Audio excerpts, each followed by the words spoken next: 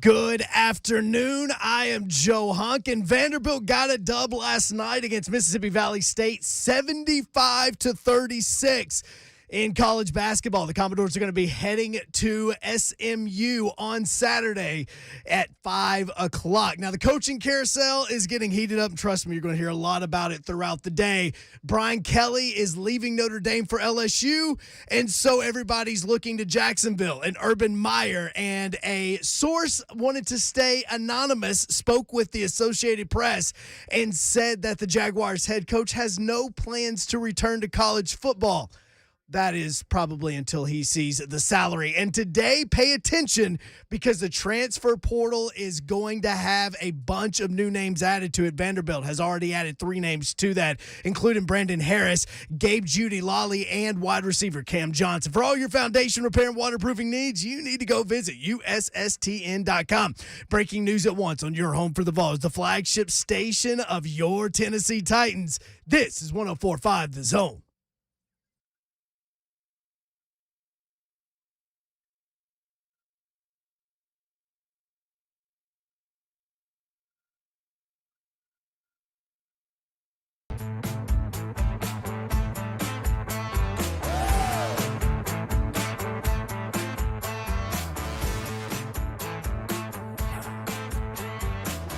Blaine and Mickey, 104.5 The Zone. What's up, everybody? Happy Tuesday to you. Beautiful day outside. Titans bye week. Let me ask you this, Blaine, because I think a lot of fans, they hear bye week and they think, oh, everybody just played Sunday and went their separate ways. It doesn't work that way. You got You're on vacation. That's what they think. Yeah, like, oh, wow, so they just all got on a plane and went somewhere. No.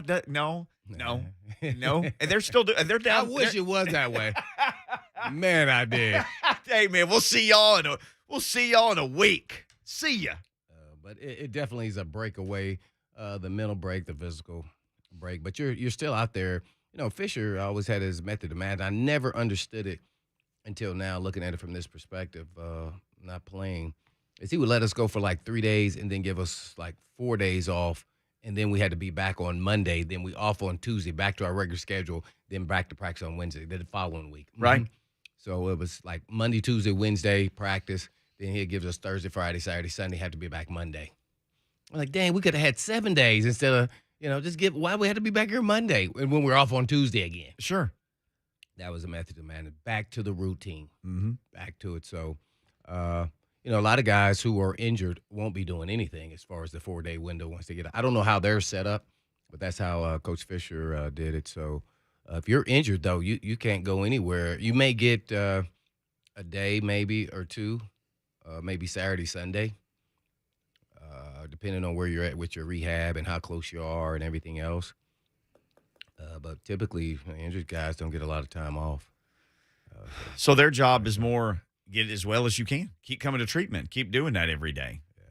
Yeah, pretty much. I mean, they may get a day or two off, maybe like the weekend, and be set up maybe where they can do some rehab somewhere for a day.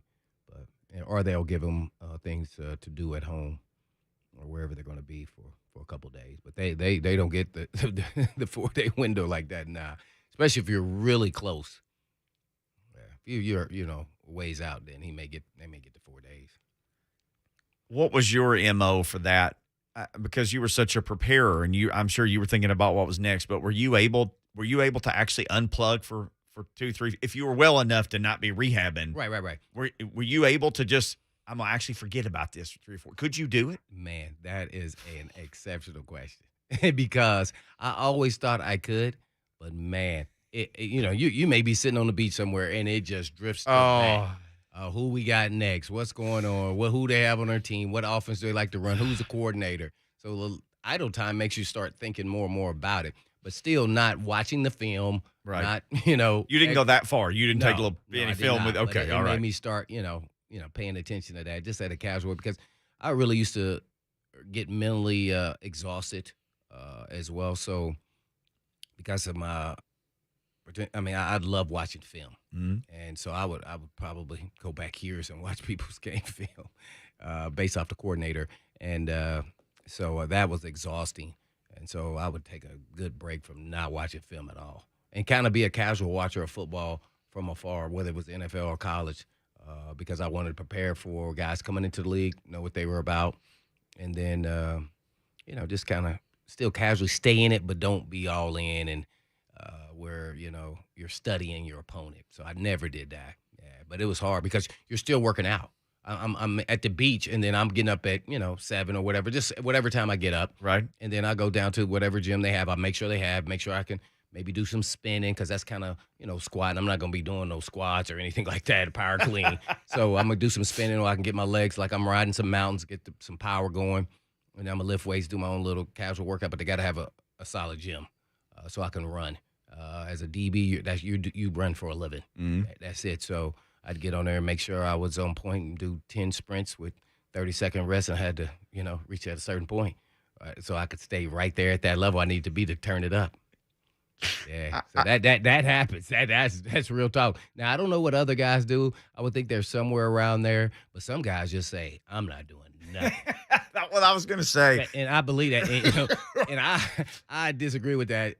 Whether you're a skill guy or a big guy, because a big guy can get out of shape pretty quick. Yeah. And 3 days off, that's he's going to be exhausted when he comes back.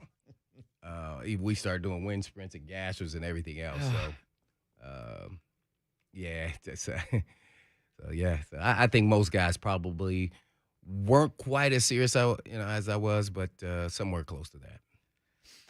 There had to have been some guys, though, just from the way you talk about guys' work habits. I'm sure there were some guys, as soon as the coach was like, okay, we'll see you on this date, they were just gone, like on into whatever they could do to have as much fun as they could have until they had to come back and plug back in. Yeah, a lot of them, already had their vacation set where they were going to go with their family and everything else, or if they were just going home to visit family or go back to their original home, where they live in the off season. So, yeah, some guys they debrief and didn't do anything. I couldn't get all I couldn't do it. I tried. I came close a couple times, but I still was in. If you give us 4 days, I probably, me not going all in and taking a break, I at least worked out twice. At least. Sometimes I'd work out 2 times a day. But it's Tuesday at 1:06. Nobody's cut loose yet. No. People are doing stuff. It's a regular Monday, Tuesday, Wednesday, whatever that is. Well, that's the schedule I'm saying we had. Right. I don't know what Vrabel's schedule is. I don't know what his time frame is. He may give them, practice on Monday, then Tuesday off, and then you get Wednesday, Thursday, and maybe give a half a day on Friday. Then he let them both. I don't know, and then come back on Tuesday. Man, I don't know his schedule. So I have no idea. I get no information from over there at the Titans. Maybe he's talked about it though. I don't know. I haven't heard him. It just seems like Wednesday is just like you were talking about it. We'd stay till Wednesday. We do this. That just seems like the schedule that seems like a fairly common schedule that I've heard throughout the years. And Coach Mack's going to be on with us today. We can ask him kind of how he handled it. And Vrabel may handle it, like you said, he may have to handle it completely different because all the guys that are injured. They may do something completely different. Right. That's what I'm getting. Yeah, that's a good point. Situation. Yeah, there are a lot of guys injured. So you wonder if a lot of guys, like, just think about this. The training staff is not getting a break. Yeah, training staff not getting a break. The people who rehabbing them over there, no, they go no vacay. They vacation ratchets up. Oh, sure. Everybody's there. Sure. Yeah, so they have probably he have so many guys. I think I heard him mention that they have certain time frames or certain guys come at certain times. Mm-hmm. They don't have enough tables. So it's a lot of people. You're talking about 80-some guys. And some are out for the season, so they probably are scheduled maybe later or earlier in the morning, or just to get them out the way. But man, I can't imagine that. I really can't. Vrabel got asked about Derrick Henry specifically, who's currently on IR, and is he around? Is he doing stuff? And Mike kind of laid out his schedule. Well, he comes in at this time so he can do this rehab, and then he's here for this rehab, and this rehab. And Vrabel basically talked about a guy in his situation. There's no reason for him to come to, say, running back meetings. That's not something that they're asking somebody to do. When he got asked about Derrick Henry, he said, we would typically have somebody plug in back in their position group. And I think what he said was like a week before we think they're going to be ready to go. Mm-hmm. So for people who wonder, a guy on IR, you don't still come to your team. I would imagine team meetings. Yeah, you're not in all that stuff. Your job is to get better, right? Yeah. If you're injured on IR for the entire season or whatever's left, you're not coming to the meetings. I thought it was interesting, though, that they tried to plug them back in. And I don't know if that's because of COVID. Mm-hmm. You're never unplugged. You always go to the freaking meetings when you're injured. If you are going to return. Mm-hmm. Let's say you sprain an ankle, you have a high ankle sprain, and you're out maybe 4 weeks. High ankle sprain is pretty serious, depending on your position. And you're going to meetings every day. You don't unplug. Nah. Because guess what? Things change and evolve in what we're doing. Sure. And even if it's just a tweak to what we're doing, we may have said this in training camp, but that was the basis of what we do. We may change it versus certain teams. We're going to do our cover 2 this week this way. And it may be inverted. Maybe we're rolling it to a certain player.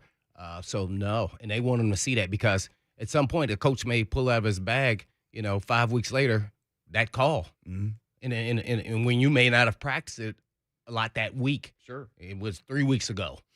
See?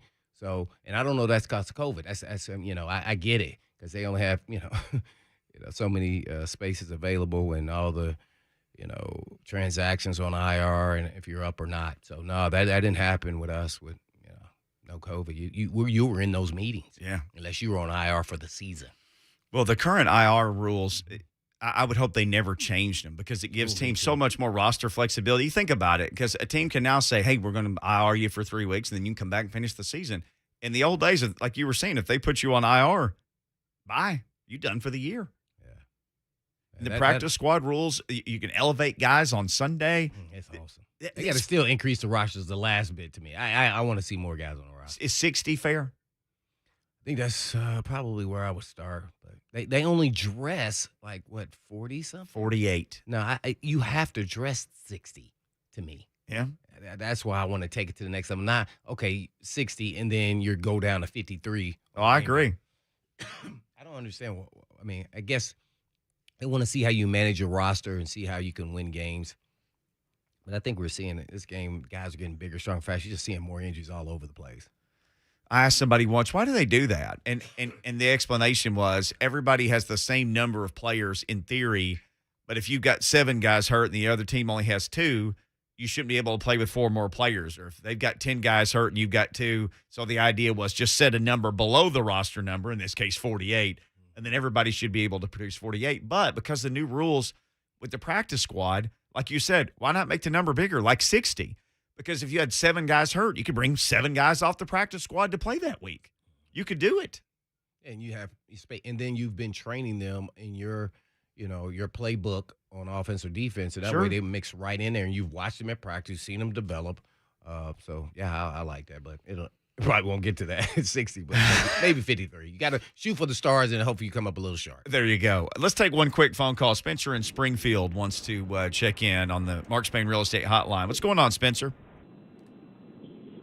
Hey.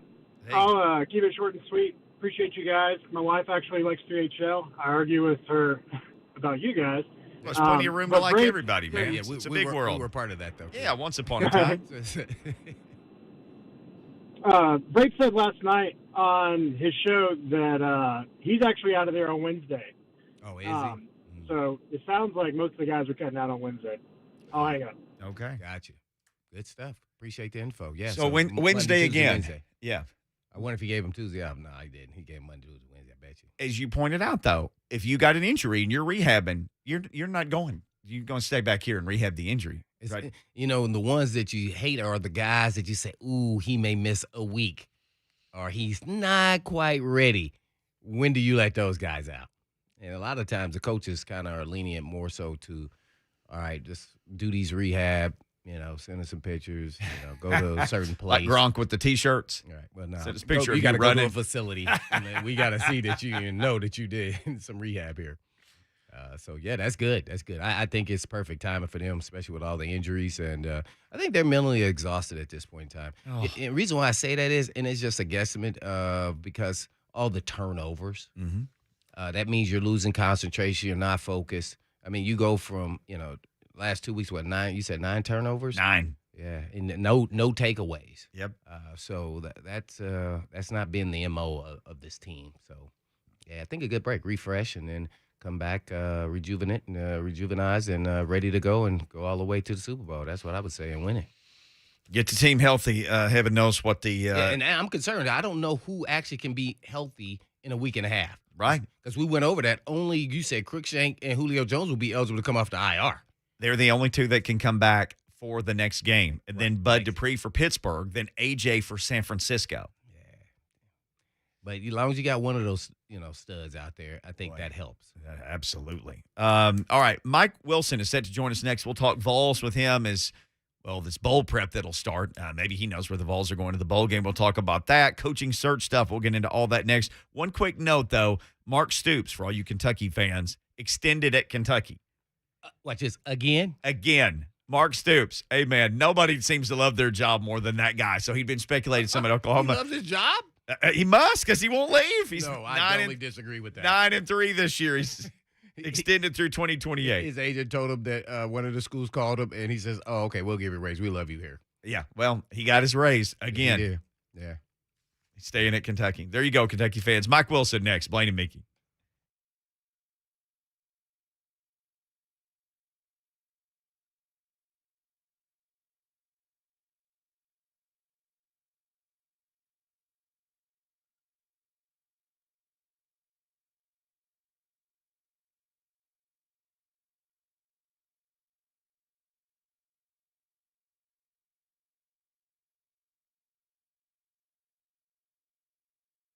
So for all of you wondering out there, what's the best time to rent out my home? Well, what's the best way to do it? Maybe you got two questions. Well, here you go. The best time is when you're moving, you're relocating, maybe you're combining households. That happens to some of you guys. If you inherit a house, that happens. Or maybe you just don't want to pay your mortgage anymore. How about that? The best way to rent is one and only thing. It's hire Renters Warehouse. Whether you've got one home or you got a whole bunch of properties that you want to rent, Renters Warehouse, they do all the hard work, so you don't have to do it. They're going to price your property. They know what it's worth to rent each month. You don't have to do it. They find you great tenants in 17 days on average. You don't have to find the tenants. And for a small, flat monthly fee, they're going to be the landlords as well. They're going to manage your property 24/7, collect the rent, maintenance, inspections, tax paperwork. You don't have to do any of it. And they don't charge you anything up front. Find out today what your home will rent for by calling 615-398-9550, or you just go to renterswarehouse.com. Again, that's renterswarehouse.com. Renters Warehouse, Nashville. You can't buy happiness, but you can rent it.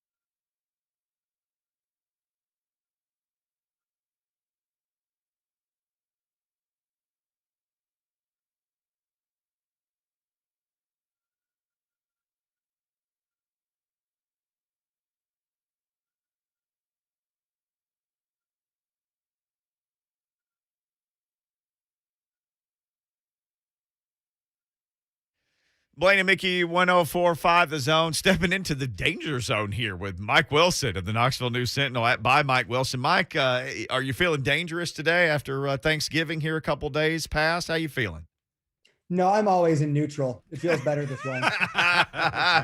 Hey, I saw. I need to take up some notes there, man. Well, neutral will be good for all of us. I saw you and some of your colleagues from the Knoxville News Sentinel having a nice discussion on Twitter about the strangest emails you've got with reader feedback, which, some guys were saying it was like one word, don't or no, or others got a heading on the email, but then no body. What's the strongest or strangest email you've ever gotten from a Knoxville News Sentinel reader? That's a great question. Nice. I usually get more interesting comments on Twitter than email, I think, but I did get probably 1,000-word email last week it was someone explaining to me Spanish linguistics surrounding Santiago Vescovi's last name and, the pronunciation change. And it was very long, very extensive. My favorite part, though, was a line in it that said, "Luckily for you, you probably spent more time studying basketball than Spanish." Well, I minored in Spanish in college. Oop, they picked the wrong person to mess with. Picked the wrong guy. Did you send something back in all Espanol to this person? I decided not to. I still have a couple Spanish textbooks, including the linguistics one, on my bookshelf. But I opted not to. But yeah, in college, I probably took about as many Spanish credits as journalism credits. And probably 3 times as many Spanish credits to sports journalism specific. So yeah, that one was an interesting one to get. I've had a good chuckle about that and shared that with a few people just because I thought it was pretty funny that there was that line in it. Man, so Spanish pretty good. Just real quick, I might just give you a one-liners, it's elementary, and see if you can tell me what it says. I may be saying it wrong. Okay. You ready? Vamos a la playa. We're going to the beach. Yeah. Oh. He thought I was going to get him something real hard. Yeah, I got I was nervous like, there. man, I haven't used this in a decade. I hope it's not challenging. I thought it might involve El Baño or something like that. Mike Wilson, our guest. Let me ask you this. Sports is kind of funny because there are people in our business, in your business, and they love to speak in absolutes. That's never going to happen. This guy's never going to do that. This will never work. And sometimes it does happen, and sometimes the guy does do that, and sometimes it does work. So if a worried Vols fan approached you in the grocery store, meat department today, and he said, where should I set my worryometer from 0 to 100% that something might happen with Josh Heupel at Oklahoma, where would you tell this worried Vols fan to set their worryometer? Well, I was taught a long time ago to never say never or always Ooh, yeah. When it comes to reporting, just because, speaking absolutes is a bold thing. And we also cover the University of Tennessee, where crazy is kind of the default setting. So to assume that something crazy doesn't happen is just foolish. That said, my understanding is Josh Heupel is going to be at Tennessee. Indications are that way. He was out recruiting in Memphis last night, visiting kids that are committed, and I'm sure visiting some uncommitted kids too. And, not to say the coaches don't jump ship right after they're recruiting somewhere, because that happens. But I think, to me, the 2 factors I've gone back to in kind of weighing that all, one is Danny White. Heupel worked for him at UCF, works for him here. There's obviously a high degree of comfort there between the two. And I think there's also a loyalty there between the two. And that does matter, even sometimes when the money figures can get wild. And the second one is the Scott Frost factor right now, which I don't know how much that's playing into coaches' minds of going back to the alma mater where, it's always talked about as that dream kind of scenario, but it might not always work out as you hope it's going to work out. And I think that might put more pause in people's minds now than maybe it did before. On with noted Spanish college minorer, Mike Wilson from the Knoxville News Sentinel, who joins us here on Blaine and Mickey. Well, Mike, I guess give us a little, backdrop here on why the running back Evans is in the portal. Tyne Evans. Yeah, that's a guy who was committed to the previous staff, committed twice, if I'm not mistaken, to Jeremy Pruitt's staff, once in the summer, decommitted, I think recommitted late November, early December.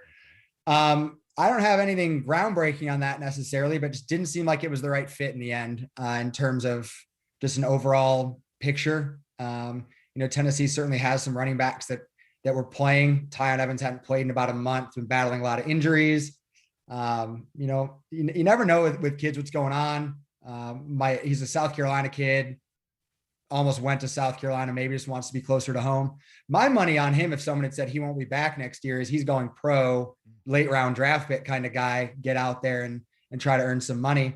So my expectation was he wouldn't be back anyway, but I didn't expect it to be via the transfer portal. But yeah, it's hard when you lose who was your leading rusher at the time, but he also hadn't really truly played since mid-October. Man, that's a tough one there. Yeah, I would go pro too if I'm him, if he's going to be a late round pick. And I think he is an NFL talent. Well, let's talk about NFL talent. Hooker stays or does he go? In a week, I think, quarterback draft, if you want to give it that context. Yeah, the two factors in the go camp are certainly that he turns 24 in January, and secondly, the week quarterback draft class. So you look at that and you see two reasons that you go pro, go make some money. I do think he's already got the skill set to be at the least a backup in the NFL, which, hey, greatest job in the world, right? Backup quarterback in the NFL. Yeah. Don't get hit. Get paid a lot of money, hold a clipboard. It's great. That said, you see what he did in 1 year under Josh Heupel.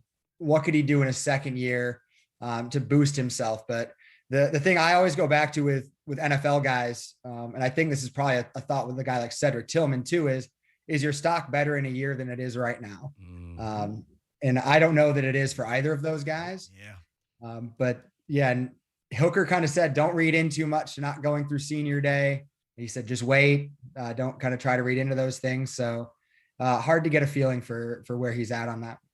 Whether you're a senior or, a returning redshirt senior, who do you think is potentially got a great shot of getting drafted, or at least getting into camp? Off the outgoing guys right now? Yes. I think Matthew Butler played himself into a day 2 potential pick this season. I mean, he was tremendous for Tennessee, and I think he's a guy that can play inside or outside at the next level. And that versatility will help him a lot. I think Theo Jackson played himself into a day 3 pick. I mean, he had a tremendous senior year for Tennessee. That was really impressive. Those are the two guys that jump to mind. Tillman's a guy, I think, too, that if he chose to leave early, he's got a shot to be a guy that latches on. He was a 6'3", 215 receiver who's got enough speed to compete.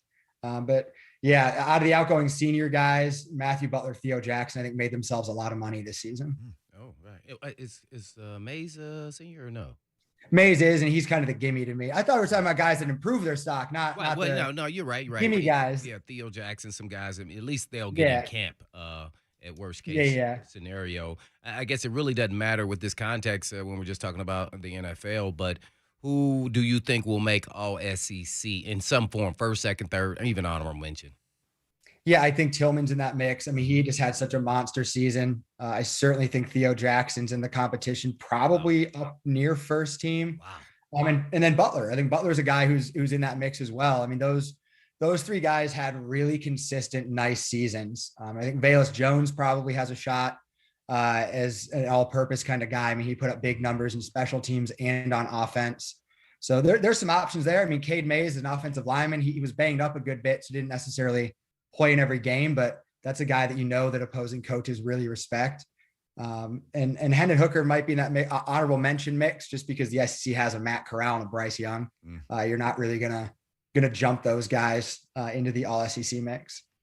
I just want to get your opinion before I throw it back to Mickey because Bryce Young, I think, in my opinion, sewed up the Heisman by that performance there because that was incredible. But who do you have on your top 3 Heisman list? Yeah, I mean, that's right there. I think Bryce Young, if not for that late drive in the overtime against Auburn, might be all the way down to 3rd. Yeah. Kenneth Walker at Michigan State's had a big season, but that Ohio State game knocked him down a good bit statistically.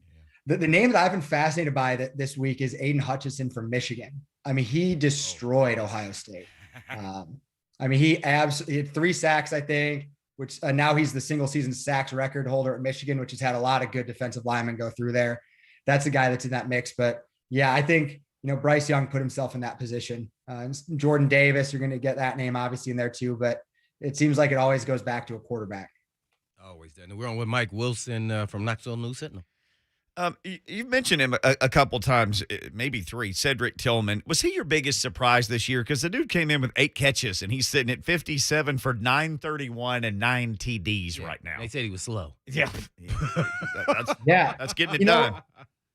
He is and he isn't. And I'm going to go back to Butler and Jackson on this because Cedric Tillman, I was told in the spring he's going to have a great year. Like that was kind of something that I was told to expect out of the wide receivers, that behind Velus Jones, that Tillman was really putting himself in position. So while that was a surprise, we had seen Butler and Jackson play for 3-4 years now. And it seemed like you kind of knew that they were average. They were awesome. To me, that was a bigger surprise because those two guys had played a lot of football, but never really stood out. And then they walked into this season and had great years. And that to me is as impressive as anything, is when a senior that you think what they are turns out to be way better than what you ever expected they would be. So, I mean, it's those three guys, those three names that we've talked about a lot here, Tillman, Butler, and Jackson. But I mean, all of those guys were absolutely terrific kind of breakout guys this year. Mike Wilson, our guest. What are you hearing about potential bowl game destinations? Yeah, the buzz for a while has obviously been Charlotte and Nashville, both intriguing matchups. Tennessee maybe could sneak into that Florida Bowl mix. I would assume not Jacksonville, since they were there 2 years ago, which I think puts the Outback Bowl. Is that the one in Tampa or Orlando? I think it's Tampa. That Big Ten SEC matchup down there. That's one that's floated out. But I think Charlotte and Nashville have kind of been the top two for a while in terms of thought for Tennessee. Mike, when does that decision have to be determined? Or is there a window? I feel like, I'm thrown off because last year was such a different year with COVID and the season timeline changing and everything. But I feel like it's usually after the conference championship round that all of those get announced. So that would be early next week, that Sunday, Monday.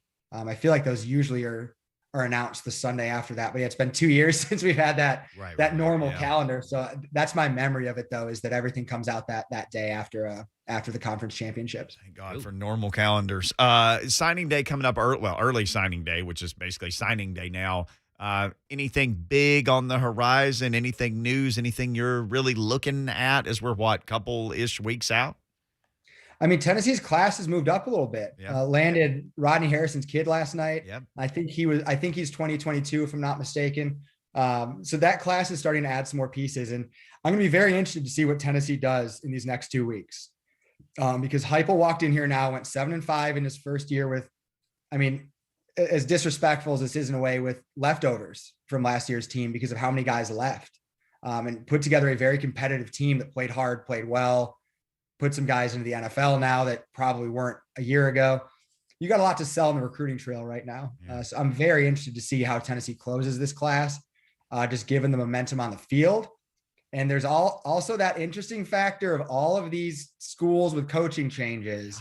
There's suddenly going to be some kids out there that are looking for a new spot. And that's a great time to swoop in and make a sales pitch there at the last minute and land someone that's looking for a new home. There you go. Mike Wilson, Knoxville News Sentinel by Mike Wilson, hanging out with Blaine Bishop and Mickey Ryan. Well, that leads me to, how many defections and how many, players do you think they're going to get? And what will be their target positions? Man, inside linebacker is a desperate need on this team. That unit was so thin this year. Yeah. I mean, it was basically Jeremy Banks, Solon Page, and Aaron Beasley. And I think both Page and Beasley were walk-ons at some point. So, that's not a position they had any depth. Juwan Mitchell, the Texas transfer, got hurt early, never really contributed. That's a position where they desperately need bodies and talent for that matter. Offensive line as well. The offensive line had moments this year where it was good, but it still lacks true tackles. I think both Cade Mays and Darnell Wright, who were largely the left and right tackles this year, are guards more than they are tackles. And so Tennessee doesn't really have tackles, need to shore up that offensive line. That group legitimately was one deep this year, even before the injuries that they were hit with. So those are two to me. I also think you need to go get some DBs. Alante Taylor's gone. Kenneth George, who was the third string corner, is gone. So those are positions you need to address. But yeah, inside linebacker, you're probably going to address wide receiver and running back needs through the portal, I'd imagine, especially with what Tennessee did with some plug and play guys there.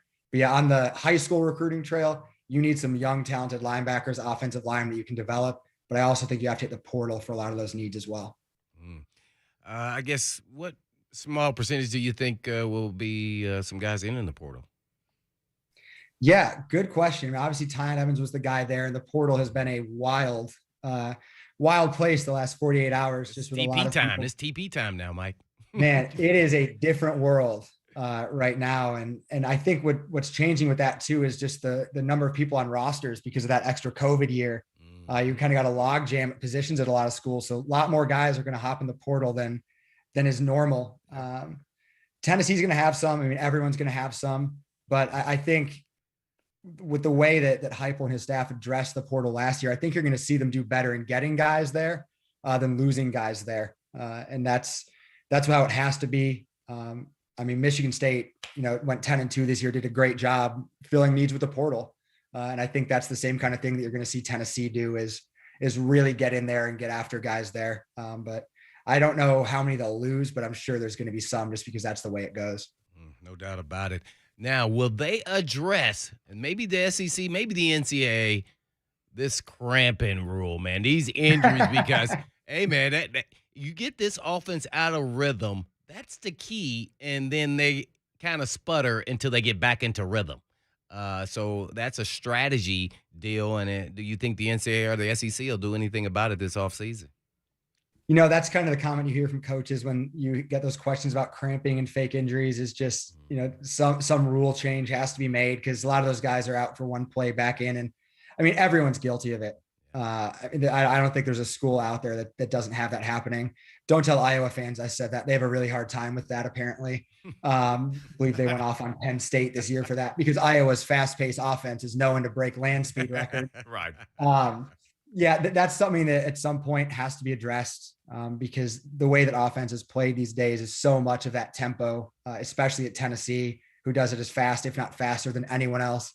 So you see that. And at some point a rule change has to happen. I don't know if that's the SEC or the NCAA, but yeah, I mean, it's pretty clear what's going on. And it's pretty clear that there's not a team that's not involved in it.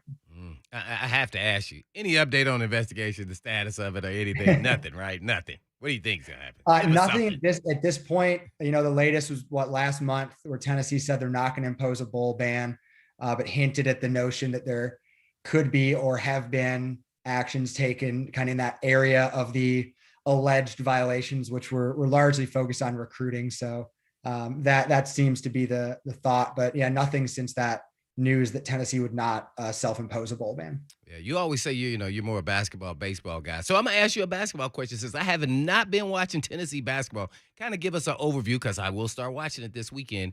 What you've been seeing out there and what to expect, an expectation. Yeah. I mean, Kennedy Chandler, man, is as good as advertised. He's been terrific in all but one game, but that was that Villanova game where no one was very good.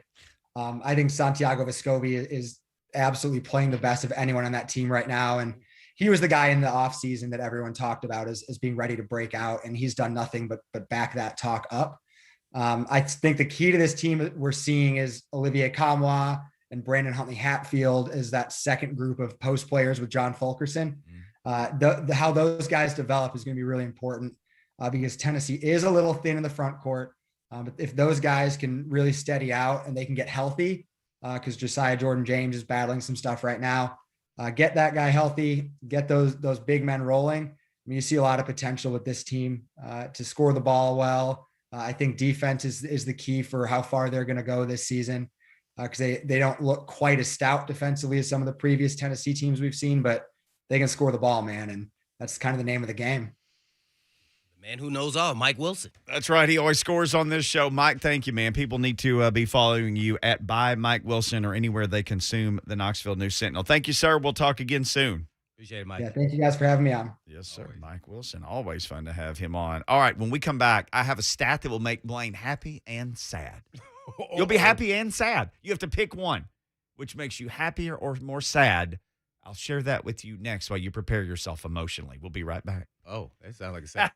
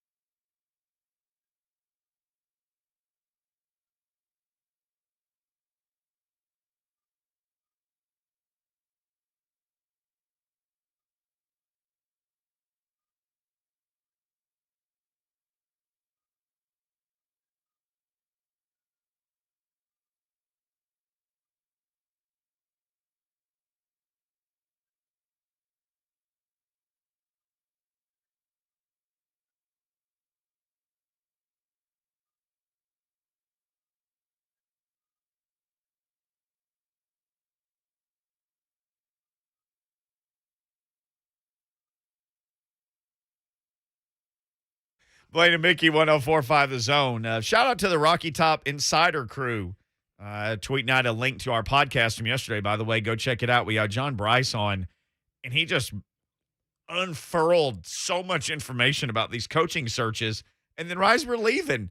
I mean, we got like 82 seconds left in the show, and Bryce goes, Yeah, I asked him about who the Duke as a joke, so, actually. So Blaine, with a smile on his face, he goes, Football hey, power. there's another big power out there, Bryce, you're not talking about. Who's going to be the next head coach of the big football power of Duke? And he goes, well, it's funny you asked that, Blaine. No idea. And so then he starts talking about Tim Banks, that there are people there who are really in his corner, the Vols defensive coordinator. So Rocky Top Insider did a story about this, and they have Lucas's tweet quoting it and a link to our podcast. So there was a bunch of good stuff in there about that. But shout out to those guys. But shout out to you for asking the Duke question. Yeah, that was just random. I don't know why I did it. It's just because I watched them versus the UNA guy. Destroyed. I'm like, oh my God, they look like they're not playing with passion. So that's always a sign of, the coach is about to go. Yeah, David Cutcliffe has had a nice run there, and they've punched above their weight a whole lot. They have. I heard Solid dude though, great guy. I heard somebody speak once. I heard an administrator speak, and it was a guy who'd spent time working with David Cutcliffe, and he talked about just, let's put it this way. When I die, if anybody says 1/18th of the things that this guy said about David Cutcliffe, I would feel like I had accomplished something in life.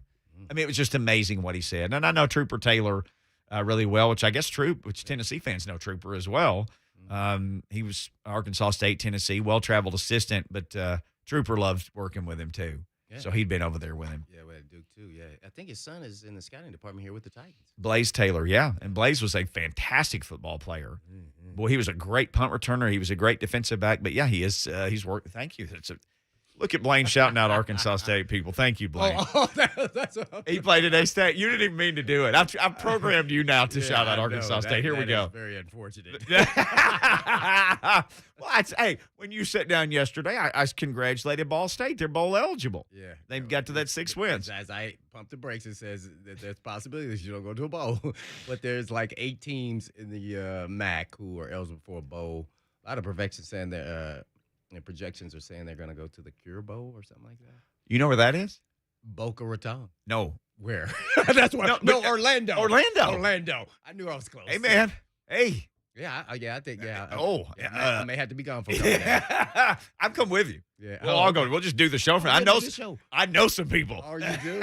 Yeah. Right. We will do the show there. We'll do the show at UCF. That would be awesome. And and then we'll just have the shark tanks and dolphin tanks right behind us there off the water. There. Those people living down there in paradise. Yeah, Arkansas State played in the Cure Bowl one year. So that'd be pretty cool. But I know I missed last week, but man, I know it was a lot of injuries. I was trying to keep up, but not really trying to really enjoy my time off. But man, the Titans, they signed a local kid, Golden Tate, huh? Mm-hmm.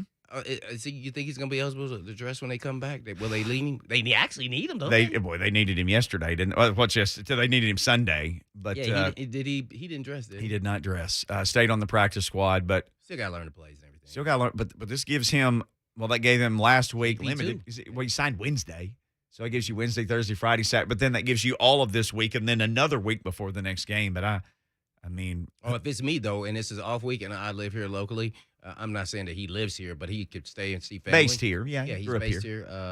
I would definitely be wink, wink, nod, nod, visiting the coaches so I can catch up to speed if I really want to get out there and impact the team. I feel like I can still do that. Yep. I mean, I know Tannehill's got a wife and kids, but do you think?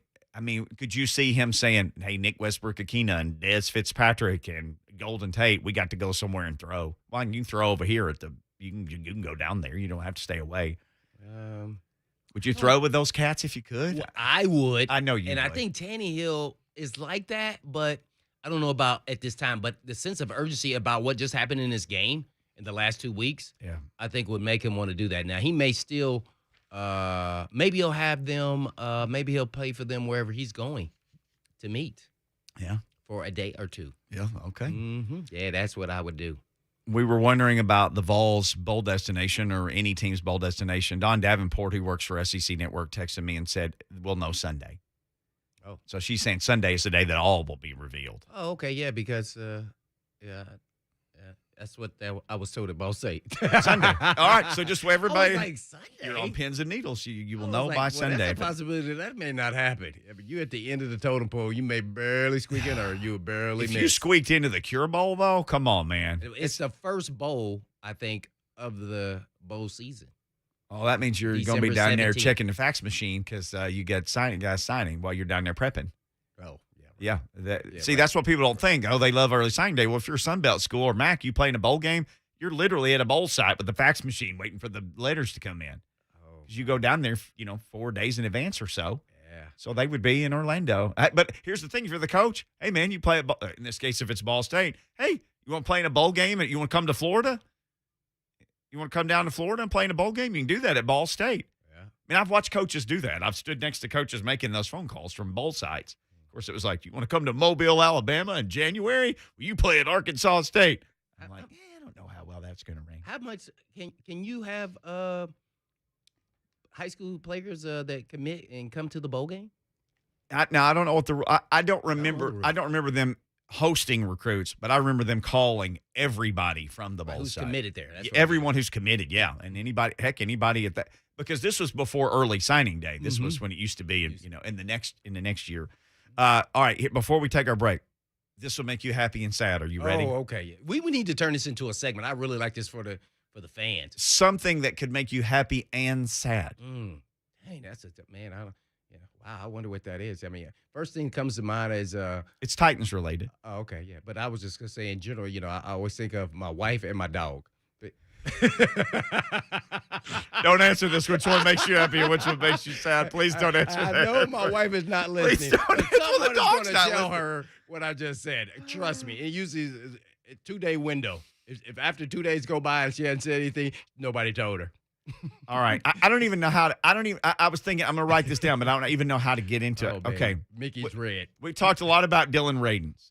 Oh, yeah. Dylan. Well, is he still on the team? He is. Okay. Dylan Radens has played less snaps this year than Dez Fitzpatrick.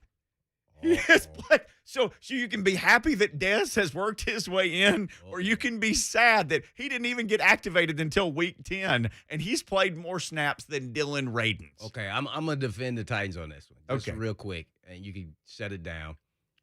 There were a lot more opportunities for Dez to actually get that shot. A lot more injuries. Yeah. I mean, your 2 top receivers are down. I mean, so yeah, I think that's what gives an opportunity because Dylan Radens, even though he's dressed, not dressed, at some point it may get to that.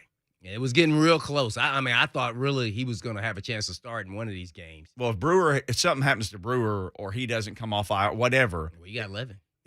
So 53 offensive snaps, 40 special teams for Dylan Radens. That's 93 total. Dez has played 89 on offense and 9 on special teams. 98 snaps. He's played 5 more snaps. And he's productive, and he's caught a touchdown. Sure has. Dez Fitzpatrick, ladies and gentlemen, Like what I see. Yeah, didn't make the team and has played more snaps. Don't than ever throw on the bus. You never know that drive in the individual person. Did he need to work on something? Yep. And he did. And he did. And here he is. And here Hats we off are. to him as well as the coaching staff, still sticking with him and believing in him. And confidence is real big, even at the pro level. Sure. No doubt. All right. Support. We got confidence in Coach Mack that he's going to be here in about 25 minutes. We'll talk to Coach Mack. We'll talk Titans. We got game balls coming up at 2:45. Also, if you've got something that makes you both happy and sad, phone lines open 615-737-1045.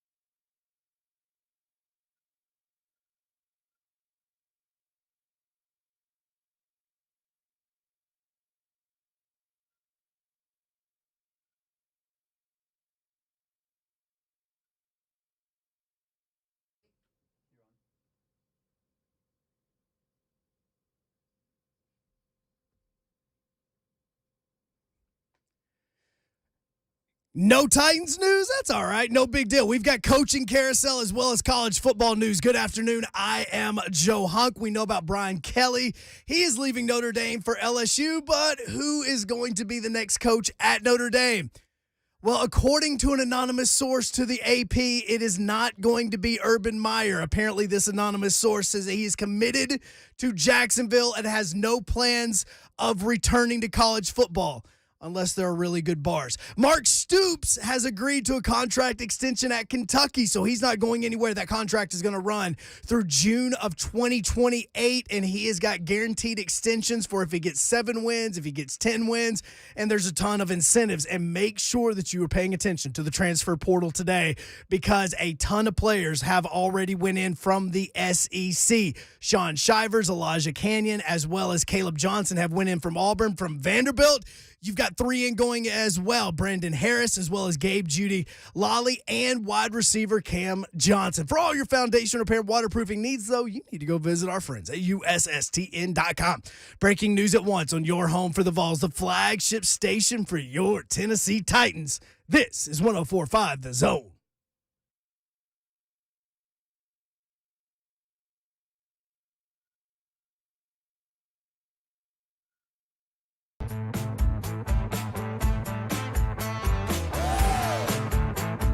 Blaine and Mickey, 104.5 The Zone. What's up, everybody? Happy Tuesday. Beautiful day in the Music City. Lots of football talk today. And talked a lot of Titans, kind of what happens on a bye week, that kind of stuff. Coach Mack's going to join us in 20 minutes or so. We'll get into some of that with him and Titans injuries and maybe what the plan is from here on out. So we love getting the Mack attack on Tuesday. We need to get into a couple of these things news-wise that are breaking. Mark Stoops announced earlier today that he has agreed to, I don't think he's signed anything, but, agreements get out now. Mark Stoops has agreed to an extension at Kentucky through 2028. He's 9-3 this year. They could win 10 games again at Kentucky. Pretty impressive. So he's got the chance to go. Blaine, some people are trying to put him at Oklahoma.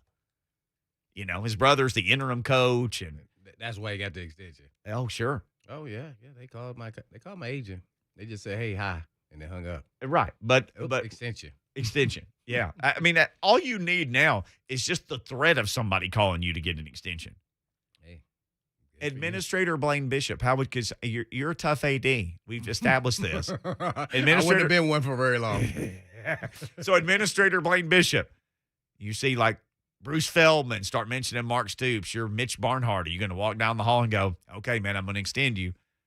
Or are you going to wait it out a little longer? Well, they just gave him an extension last year, didn't they? Very recently, I believe, yes.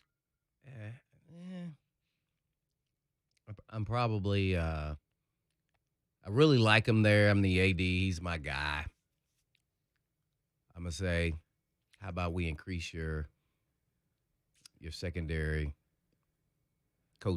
coaches on your staff. I'll boost your salary pool, huh? Mm-hmm. Assistant pool. Yeah, that way you look good, we look good, everybody win. If I increased his salary last year and gave him an extension, I can't grasp the fact, and I think it's just more me. Every year somebody calls you, so we're gonna go through this song and dance every year. Every year. I'm not doing that. I got to draw the line at some point and say, "Hey, we love you here. You've done an exceptional job. You made us into." Relevant program, but I can't keep doing this every year. And you can't say that to him, but I mean, you gotta look around and say, "Hey, man, we can't do this." Because if some point he's gonna do exactly what Kelly did to Notre Dame. I mean, I watched the athletic director, what's his name, Swarbrick or Jack Swarbrick. Yeah, he said he didn't call him or anything, didn't get him a chance to match it. Yeah, nothing. Yep. Well, guess what? That's going to happen with Stoops. At some point, regardless of what all you've done, somebody's going to come in and just bring it.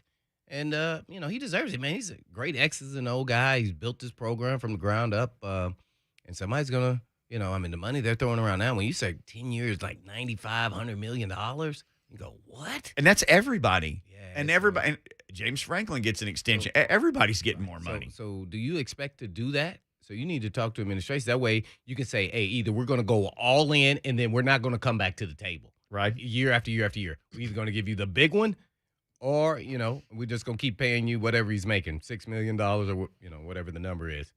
So yeah, I think you have to get to that point, and once you get to there, is either you start thinking somewhere else, and so is he. Yeah, that's where I would be, because he's a great fit there. You want to have some loyalty from both sides, but let's be honest.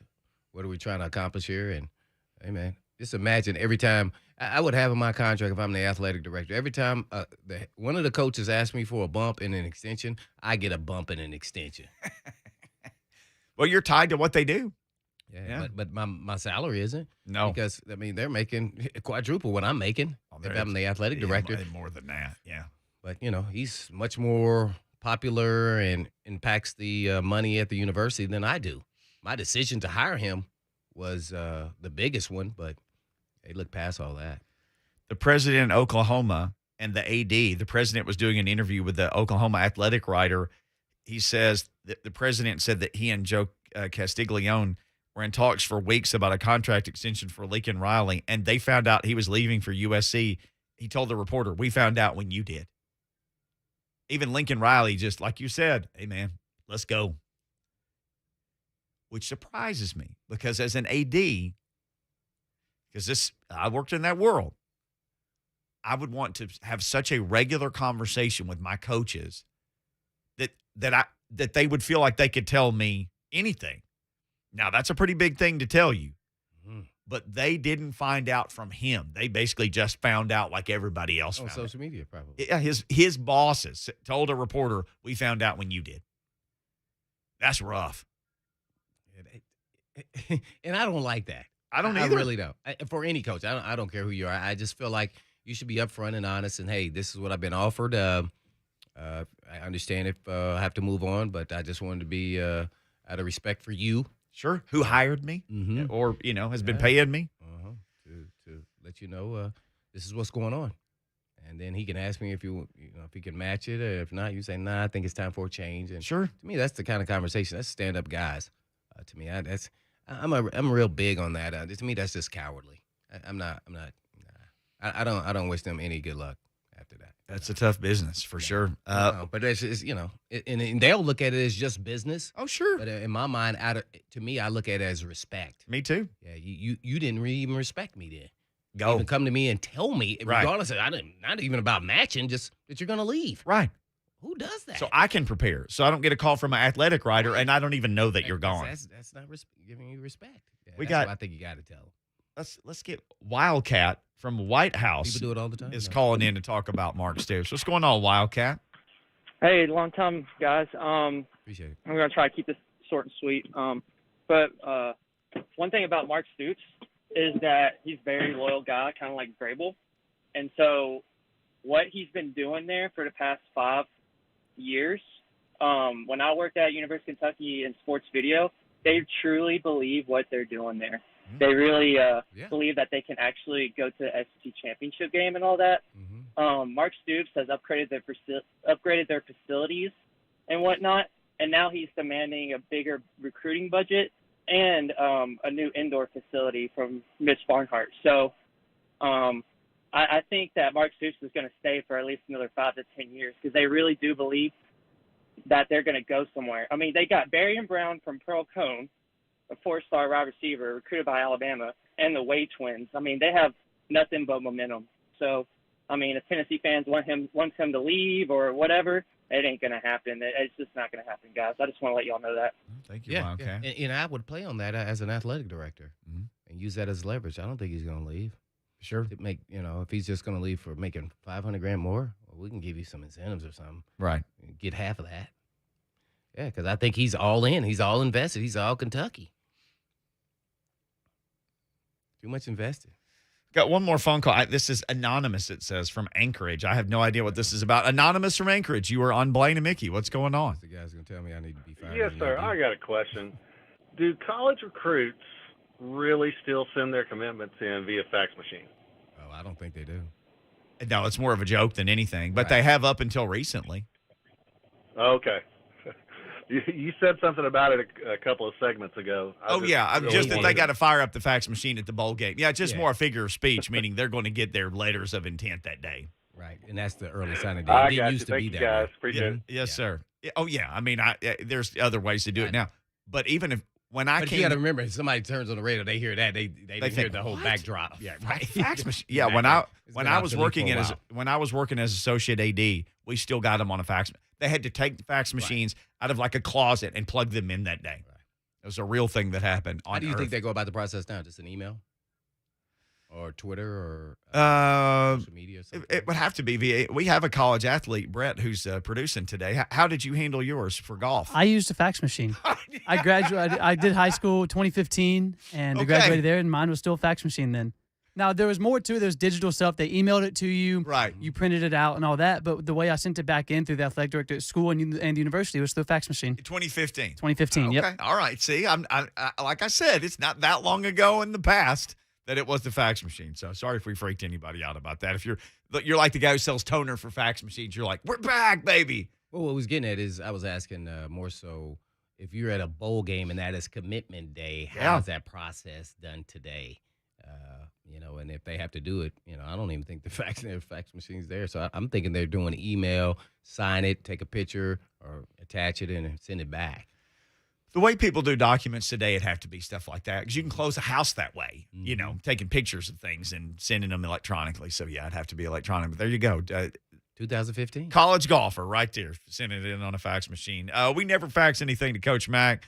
We get the fax from Coach Mack, and we'll do that next. It's Blaine and Mickey, 104.5 The Zone. Nice.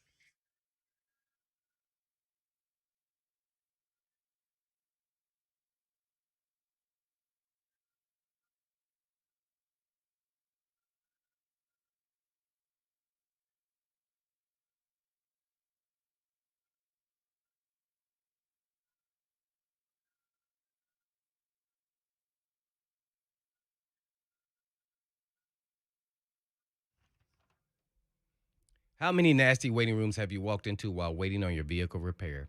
It's like you don't want to sit down or touch anything because there's grease all over the place. Well, at Eurofix, you'll find luxurious waiting rooms with all the internet connectivity and refreshers you need in a safe environment. And Eurofix fixes everything European with ASE certified technicians. And not all repair shops have ASE certified techs, so you better watch out to make sure that your vehicle is being repaired by an ASE certified technician. And at Eurofix, it offers a nationwide 3-year, 36,000-mile warranty on all repairs and a free loaner car with those repairs. And you'll like this, no surprises. No work is done without your approval. And Eurofix also offers a free 15-minute no-wrench inspection, and you can drop in with no appointment necessary. A former youth pastor and starting out with just $50 in tools, owner Aaron Stokes and his team have been repairing European vehicles for over 2 decades now. So if you want the best to work on your European vehicle, just give them a call at 844-EUROFIX. That's right, 844-EUROFIX Monday through Friday, or you can just visit online at myEurofix.com. That's myEurofix.com. But always tell them Blaine said you.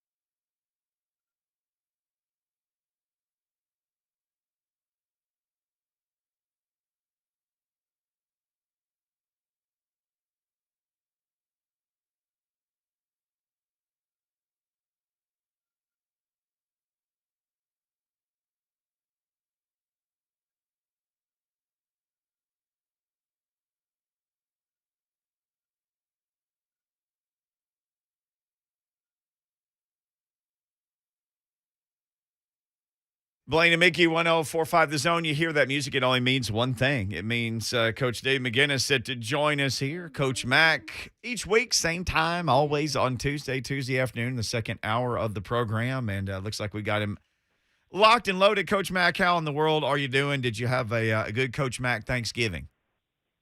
Mickey and Blaine, absolutely I did. Coach Mack's got a whole lot to be thankful for, so it was outstanding. How about you guys? I know you guys did too, because I sent you both, Coach Mack, happy Thanksgiving Bitmojis, and you both replied back, so I knew you were good. You and Blaine are tops in the Bitmoji game. Blaine has one that looks like him, and you have one that looks like you. Hey, Blaine's Bitmoji is on fire. That's an outstanding one. I mean, people have told me I've got a really good one. Well, Blaine's is just as good. Well, didn't you say your niece made yours? Maybe she made Blaine's too. Maybe I need to call her. Well, I had no idea how to make one, so I can tell you that straight up. You do know how to do a bye week, though. Let me ask you, Coach, what was a bye week like for Coach Mack and his staff? And I know circumstances might have been different from year to year, but what did you typically try to do, get away? How'd you handle it? Well, I'm glad you put the circumstances in there, Mickey, because that makes a big difference. Whenever you get your schedule, you always peruse it to look at, first of all, how many national games you have, how many off-schedule games you have, and then your eyes go right to the bye week. And so, I mean, when I was the head coach of the Cardinals one year, we had the bye week the first week of the season. Okay? And so, I mean, that's a little different too. So then we had 16 straight games. And so as late as this one comes, I mean, first of all, especially at the stage where the Titans are now, personnel-wise, they needed it very badly. I mean, they probably could have used it about 5 weeks ago, but that's just not the way it is. And so you make do with what's presented to you. Their biggest charge now for the last 5 games, which is really basically a 5-game season now, is to get as many of these people back as they can.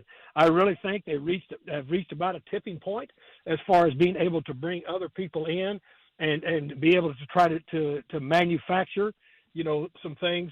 And so hopefully we can get our people back during this. And so the biggest thing, and for players, I'm talking about, for players, especially now in an 18-week, 17-game season, they need some physical and mental rest. And coming here where it did the 13th week of the season for the Tennessee Titans, it could not. I mean, they needed it very, very badly. Coaches, they've got 12 weeks of ball to go over, and of course they've already done it. You do it week to week, and then in the bye week, you present it to your staffs, then you present it as a team to yourself. I'm talking about coaches, and to see really where we are. And so the big thing for the Titans right now is just trying and hopefully getting some of their performers back. Well, I wanted to ask you, you brought this up, and this was the second part of my question was, how much do you spend looking back and self-scouting? In this case, you'd have 12 weeks worth of it, and versus looking ahead to what you have left versus go home for a couple of days, trying to balance a little bit of time off. How do you balance those 3 elements, looking forward, looking backward, and trying to give people a mental break? Mickey, the way things are now technologically, you self-scout every week, okay? I mean, you keep a running total every week. It's not like, back in the days when I first started that, I had to hand splice all the cut-ups so that we could look at them, during the bye week. That's not what happens anymore. All the information's available to you weekly and immediately. So you self-scouted weekly all the time leading up. What you got to look at now, and I'm sure what they've looked at is where we are personnel-wise, because personnel-wise, this football team has gone through clearly a historic amount of changes, using 86 players to this time as to where 84 in a 16-game season was the record. Well, the Titans have broken that. And so what they are doing now, I'm not in the building, but what I would think that they would be doing is, first of all, assessing what they're going to have, how close some people are to coming back, and then it's still going to necessitate roster moves when those people come back. So there's a lot that you can do right now. But coming this deep into the season with an unusual injury-riddled year that this has been for us, I mean, it's going to be very different. Coach Mack on with us. Coach Mack brought to you by Farm Bureau Health Plans. Need great health care coverage and affordable price? Let Farm Bureau Health Plans coach you through it. They got you covered, just like Coach Mack has us covered with the Mack Attack every week. Well, Coach Mack, naturally when you're quarterback, all eyeballs are on you. I guess give us your observation over the last 2 weeks of Tannehill's play? Well, I think this, Blaine, and I mean, again, I've not talked to him. I've just watched him. Right. Let's go to the fact that he doesn't have his top players there. He understands that he is the linchpin for what's going on, and some of those throws, he was pressing, trying to make something happen because basically this team has really lacked an explosive spark fundamentally as far as deep shots. Since all these guys have gone down. So that's what he's been trying to do. But he's got to be better. He's got to protect the football better. And, he's the first one that knows that because the one thing that this team needs to get back to, it needs to get back to a plus turnover margin, land. Because right now with the turnovers they've had in the last 2 weeks, you cannot survive with that. And let me just say, turnovers are what happened on offense. Defensively, it's takeaways. We need to eliminate giving the ball to our opponents, and then we need to take it away from our opponents, whether it's defensively or on special teams at a higher rate also. Well, let's talk about some positive. I guess give us your positive feedback on what you saw in the New England game. Well, you know what I saw, Blaine, and again, I give the coaches and the players credit for this. They stuck with who they are, and I think that what we saw, especially in the running game, finally that they had kind of figured out the 1-2 punch that they were going to use, trying to replace a singular, back, and I think that worked very well. I mean, they ran the football extremely well. I think they had a good plan going in. They wanted to keep this thing close. They wanted to make it a physical game, especially a physical game, offensively up front, and they won that battle. And so it without the turnovers, of course, the turnovers happen, and so you guys know me well enough, and so do our listeners. I'm not an if and buts, candy and nuts guy. Right. I mean, it's what happened. That's what you did. That's who you are. But the plan going in, fundamentally, to be able to run the football with a two-back rotation, I thought was very, very successful. No doubt about it. When you have two rushers for 100 apiece or so, man, you're doing a really good job. But was that once the New England Patriots got ahead, did that fall into the hands of Belichick? And he was giving us the yardage, would you say? And I don't say giving, but he was playing coverage based off of now you got to go beat us and playing a lot more cover two and kind of not playing 8-man fronts and said you don't have enough time if you're going to continue to stick with the running game to beat us. Yeah, he did that. He did that some. Of course, they were running the football very well when it was still a one-score game. He did. When it got to be a two-score game, he clearly started playing more coverage and playing more 5 under, 2 deep, and substituting people in there for coverage purposes. That's absolutely what he did with a two-score separation. When it was a one-score separation, he was still bringing people down there. He started off the game bringing people down there. And so, what has to happen is if that's what you're going to do offensively, which was a good plan, then when you get a chance off of some of those big runs they have and you get into the red zone, the biggest issue was with that plan, when we got in the red zone, we didn't score touchdowns, all right? We missed a field goal. When we scored a touchdown, we missed an extra point, and all of a sudden, those 4 points, especially in the first half, were the difference as far as bringing that game back to even. And so, yeah, when he got a 2-score separation, that's absolutely what he did. I'm going to ask a tough question because I really don't know the answer, Coach, and that is you don't have your stud players at the receiver position, and that's really a lot of this in pressing and Tannehill trying to, make something out of nothing. That's really what's happening. So do you as a coach, because I haven't sat in that chair, change your scheme to fit what you have, or do you stick with your scheme and what you do? Well, to that changed facilitate, a little bit in helping those guys out, whether it's, cluster routes, pick routes to help them get open and have separation where at least guys can't make plays on football. Well, you've got to get man-to-man to make a pick work, right?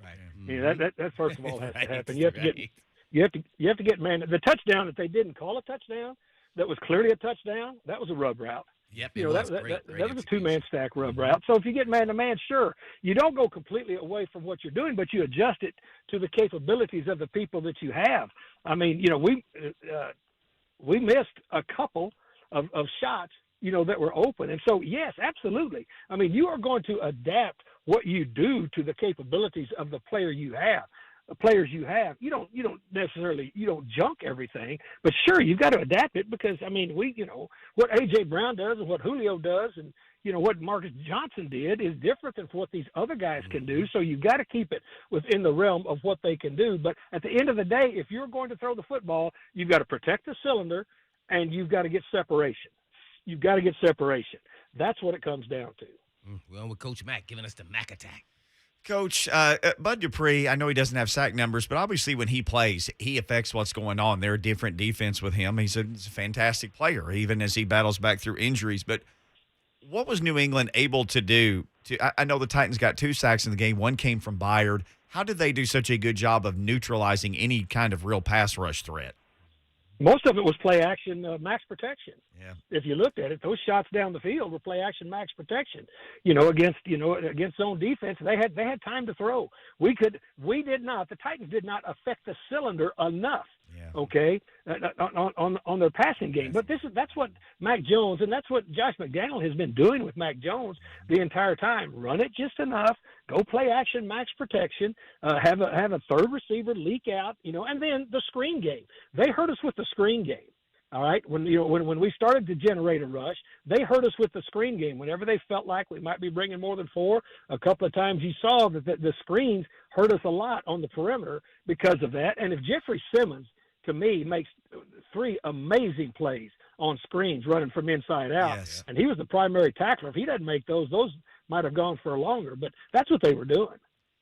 He and Danico certainly have had some nice games together. It's funny you mentioned that. I wanted to ask you, Jeffrey Simmons, what did they do just as part of Max Protect? Was he getting double, triple teamed? Because, as you mentioned, as far as hustle plays and him just going down the field, he made some amazing, especially for a 300-pound guy.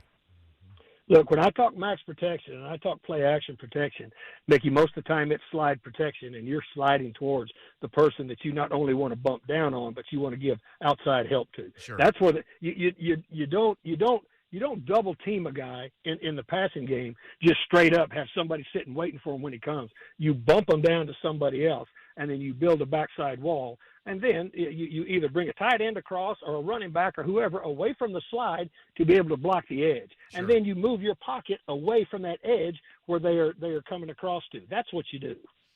And it seems like, conversely, the Titans have lost the edge some on defense and allowed people to get around them. They've, there have been some longer gains in some of these screen plays where they've had trouble containing the edge. Well, and the issue is that, I mean, you're trying to get a rush down a distance dictates that there's and that all goes with being in conflict on those down and distances as far as playing run or pass. Because if you're an edge rusher and you want to start and get off, all right, you're going to start and get off. And if you just get up and get bumped out a little bit, then it comes, here's how you defend the screen. You got to set the edge. You got to have cap force from the top down, and then you've got to play run and hit from everybody else. Well, if your edge is a little bit loose, then your top-down cap guy has a bigger gap to fill. Ask Blaine about how that is. You got a bigger gap to fill, and then your run and hit guys have to run farther to run and hit. And so all of that goes together, being in conflict downs, and then if you haven't been able to generate much pressure, and all of a sudden you feel like you're getting a good get off on the edge, and you've got a chance to get pressure, especially if you're going it with 4 people and you get bumped out a little bit. That's what happens. That's why the screen game is so effective against people that are bringing 4-man pressure. Coach Mack just bringing it today. The Mack attack here on Blaine and Mickey. Well, Coach, you've watched every game calling them. I mean, when you go back and do your self-evaluation, what do you think the Titans, especially these last 2 games, because that's kind of what stands out, what do you think they're going to find that they should do or not do, besides not turn over the ball? They can't turn it over. I mean, that's the biggest thing. They cannot turn it over. And then here's what they've got to get better at. They've got to get better at taking it away, all right? And then they need to get better at, which they were really good at early on, is scoring touchdowns in the red zone. Okay, and especially, in these games as they come down to November and December and into January, you're not going to get by with field goals because of what you're playing for and the way games are going to go. So you've got to start scoring touchdowns in the red zone.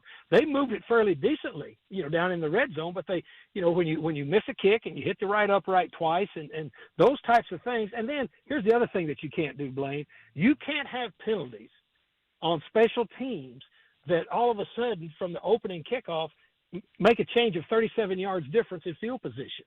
You cannot play. You've got to play smarter football, and smarter football comes from playing, contained within yourself and knowing what's going on all the time. That's what they need to do. This team has done that. I mean, they were on a tremendous smart football stretch, for 6 games in a row against some really good opponents. Now, we lost some people. That's still not an excuse. You still got to continue that intelligent football regardless of who you're playing with. Well, Coach, we're doing game balls after we let you go. And I guess kind of help us out in who's your offense, defense, and special team game balls. Well, defense, I'd give to Simmons, and offensively, I'd give it to the 2 running backs. And, of course, anytime running backs get it, you got to, your blocking unit has got to take it. Those 2 running backs, they had 2 very, very bad blips, both giving the football up after big games. And that's inexcusable for a running back. But the fact that they were able to, and they were both sticking their foot in the ground, and I think now they're started to, and they are getting used to the way that the gaps are going to open up, the way it's going to look. Linemen are getting used to the way these guys want to run. All running backs are a little bit different, even though the scheme is the same as to what they like to run, how they like to run it. And in special teams, I mean, I don't think this is one of the special teams' better games.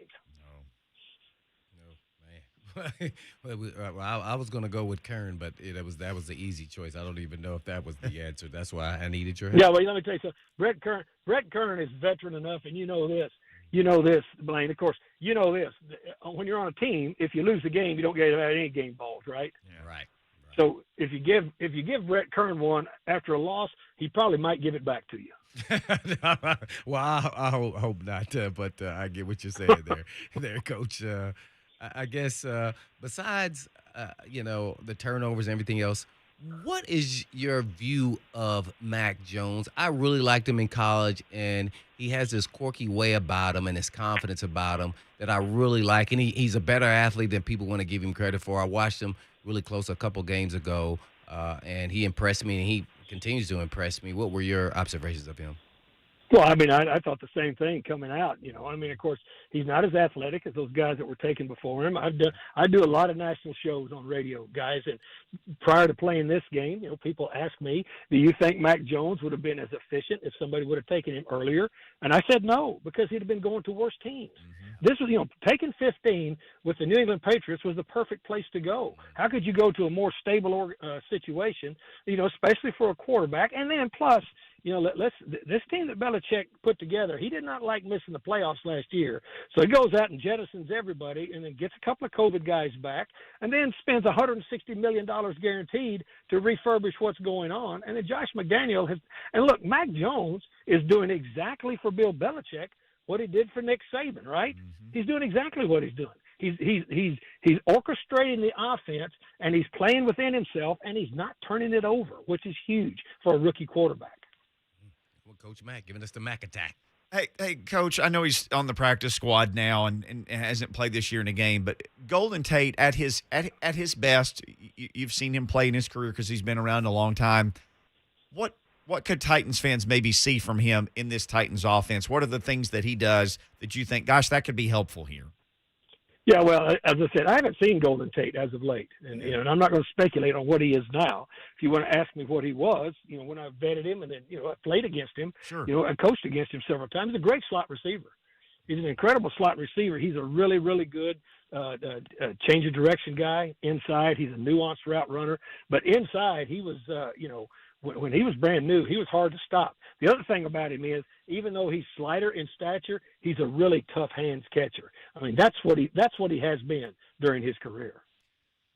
Coach, thank you, sir. We appreciate it. Always appreciate the time. And, not even a bye week. You still show up and do the show. We appreciate it and look forward to talking with you next week. Guys, I'll always do your show. See you guys. Thanks. Appreciate it, Coach Dave McGinnis. All right, when we come back, we will do game balls if you've got a Titans game ball or game balls that you want to give out for players. It's up to you. You pick. You can jump in the Zone TV chat. You can tweet us at Blaine and Mickey. You can call the Mark Spain Real Estate Hotline, 615-737-1045. Again, next up, Titans game balls from this week.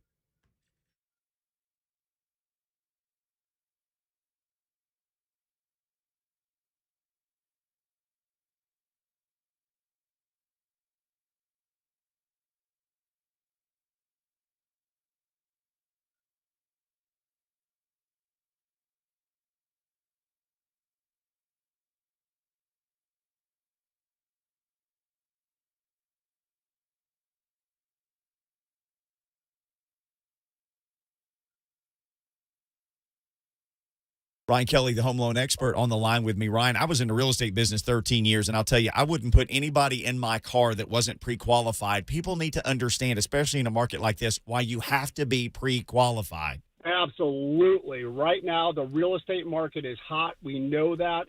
Homes are selling day one on the market. Homes are selling with multiple offers day one on the market. Heck, we've had people all around the Nashville, Tennessee area that have been going under contract and buying homes that they never even stepped foot in. So the competition is fierce out there. And the best way to get a leg up on the competition is to be pre-approved by thehomeloanexpert.com. We have a 21-day closing guarantee. Think about that. We can get you pre-approved and closed on your new home in 21 days or less. That's how you get a leg up on the competition. Get pre-approved today. Work with the experts. Rates are in the twos, and we'll get you into that dream home in 21 days. Thehomeloanexpert.com. Ryan Kelly, the home loan expert, is a Tennessee residential mortgage licensee.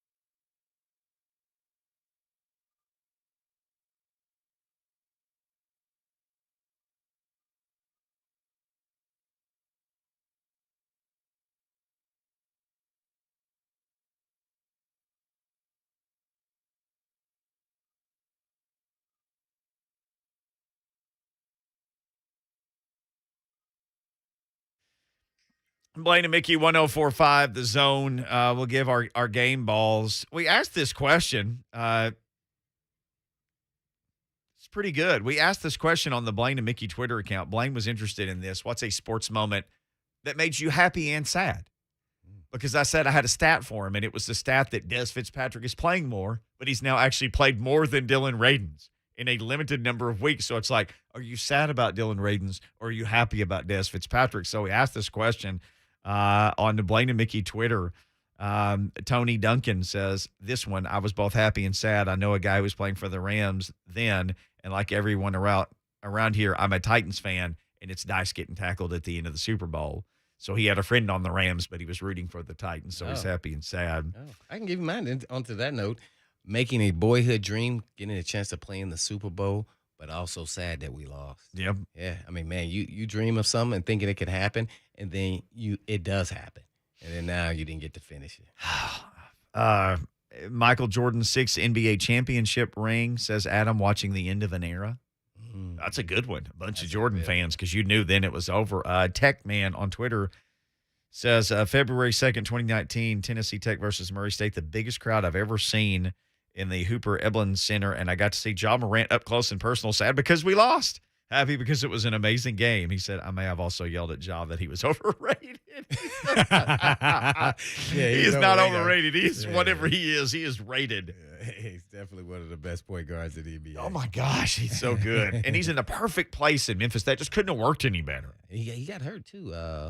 His knee. I think it's his left knee. So I think everybody's getting a little nervous. Haven't heard any reports on that yet. If anybody knows, just give us a shout. Yeah. Also, we do game balls this time every Tuesday. I don't know why I almost said Tuesday. Brett Batchelor, by the way, doing a great job filling in today for Lucas Panzik, and he'll be hanging out with us tomorrow. He was the guy that explained, yes, I was a college golfer, Division II, right, Montevallo? Yes, Division II. Division II, but he used a fax machine to send in his 2015? His letter of intent as recently as 2015, because we had a caller. I made a joke about fax machines and signed in. The guy said, please tell me that's not still a thing. And I said, I doubt it, but it's just the joke, the fax machine.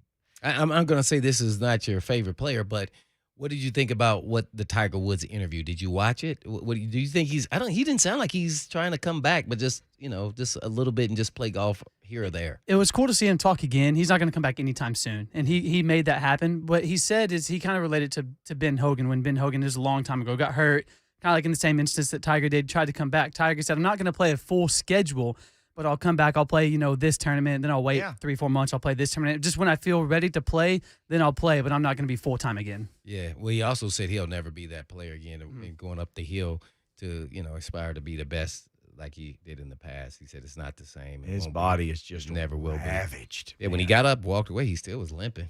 Yeah. So well, it was tough. Boy, that guy's left so many highlights out. It's just unbelievable. Just for him to stay involved, be involved with the Ryder Cup. I think that's how he was talking. Yeah, play 4 events a year. That'd be fantastic. I mean, it'd be big box office. And I know it'd be hard for him because he'd think, I was number 1 in the world. I'm here just trying to make the cut. Fans would be so happy to see him. So more than anything, I just want to see him be healthy. Rue Daddy on Twitter says, Pekarine's last start. I was so happy he got the shutout, but I was sad because I knew it was his last start. Boy, that was tough. All right, game balls. Bam in Nashville wants to weigh in on the Mark Spain Real Estate Hotline. Bam, have you got a game ball? What you doing, man? How's my favorite drummer doing? Man, I'm cool, man. Waiting to groove with you again on bass, brother. I'm so ready for that. We'll get together off air. We'll figure that out. What do you think about this game ball situation? Man, you know what? I ain't even calling about a game ball. I had a question. Okay. I had a question for you and Blaine. All right. Mm-hmm. Now, first off, do you feel like we will actually pick up Golden Tate to elevate him off the practice squad? That's the first question. Do we feel like they picked him up to elevate him off the practice squad? No. Do you think he'll make it to the next one? Do you think they'll activate him come the Jacksonville game? That's first question. I would think so, or why else would you bring a veteran like that in? Now, Blaine may have a little more information than me, though. What do you think? I would say eventually you got to get there. So what you bring him in here for? He's a veteran leadership. He may not be the Golden Tate of his prime, but he understands the little nuances of how to run routes, and he just has to get on the same page as Tannehill to get out there. So yeah, I think they will. Okay. Now my next question is AJ, Julio, and Golden Tate. All on the now, is that your receiver core that can take you to a Super Bowl?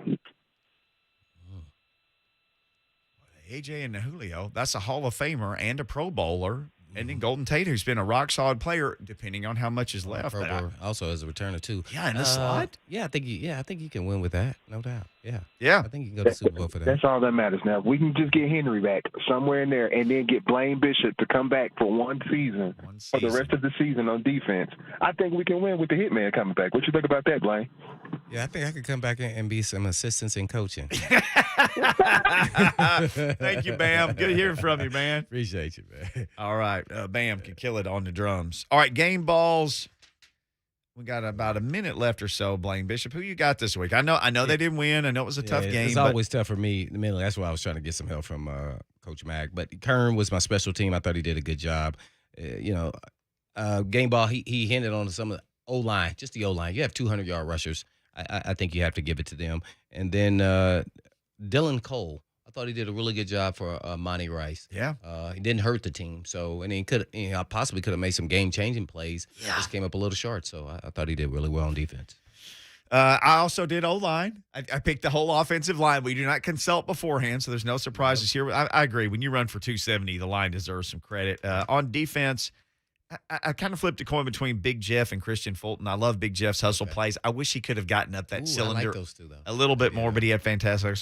Also, Christian Fulton, hey, man, that's a bad man. Yeah, he shut down. In the modern era, that's shut down. It really is. Yeah. And just this guy, because he had one tackle and he snapped fine. Morgan Cox. Oh, okay, this long snap. He snapped it back to Kern fine when he needed to, and he did have a tackle also. Charles in Nashville. Charles, hey, we got like 30 seconds before we got to hand it off to 3HL. What you got? Man, have y'all ever seen Golden Tate's father play? He played with Tennessee State University up under John Mayer. Man, he was way better than his son. I do know that his dad played at Tennessee State because I remember that when Golden got recruited, all the talk about how good his dad was. Wish I could have seen his dad play. He was a pretty good player at Notre Dame, too. Sure was. Boy, he was good. He's had a good career, too. By the way, when I give him my game balls, I'm always trying to give them to someone who probably is contributing in a small way, but really important to the team. Sure. That's why I gave it to the offensive tackle, now Dylan Cole. Yeah. Boom. All right. Time for us to get rolling. Hey, don't forget Salvation Army's Field of Toys. That's coming up, presented by T-Mobile. Tuesday, December 7th at Nissan Stadium. So go ahead and do some extra shopping. Pick up an extra toy while you're out and come see us that day. On this beautiful day of Tuesday, Mickey. Absolutely. And as always. You know it. Peace.